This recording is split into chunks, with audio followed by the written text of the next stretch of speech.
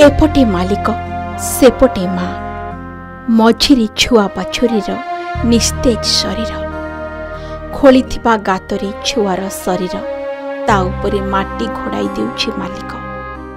ए दृश्य को देखि माटी विकल रे चाहि रहिबा व्यतीत आउ किछि उपाय नथिला।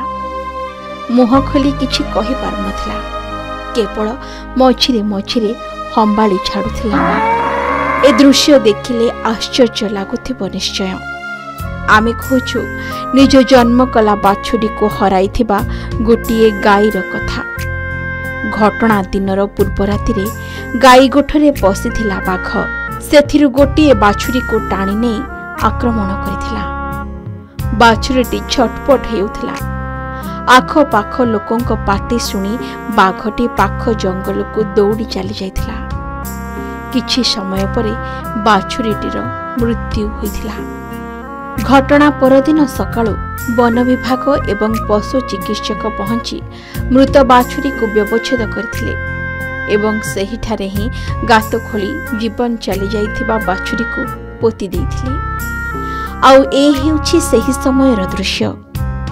बाछुरीटी को पोतिबा समय रे जगी रहिथिला मां गाईटी।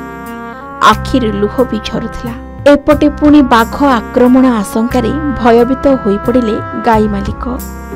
गोठरू समस्त गाई को अन्यत्र नहीं जाइथिले। गाई गोठ खाँ खाँ रहिथिला। तथापि एका एका गोठरे जगी रही निकटरे निज छुआर मृतदेह को पोता जाउथबा दृश्य को अति विकल रे चाहि रहिथिला मां गाईटी।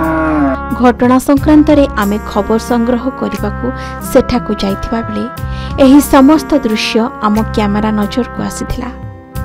ए हेउछि गंजाम जिला भंजनगर उत्तर घुमुसर वनखंड अंतर्गत बड़ राउलसाही गाँ निकटर घटना।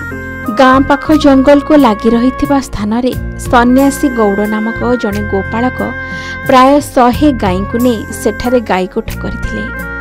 घटना दिन संध्यारे पाख जंगल आसी गाई गोठरे पसिथिला बाघ। परदिन सकाळु एही दृश्य देखिबाकू मिलिथिला जहा जने मनुष्य को विचलित करदेव निश्चय।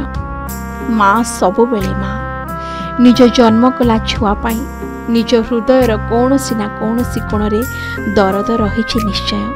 से मनुष्य हेउ कि पशुपक्षी। जार आउ एक उदाहरण हेउछि बड़ राउलसाही गाँ निकटर एही दृश्य।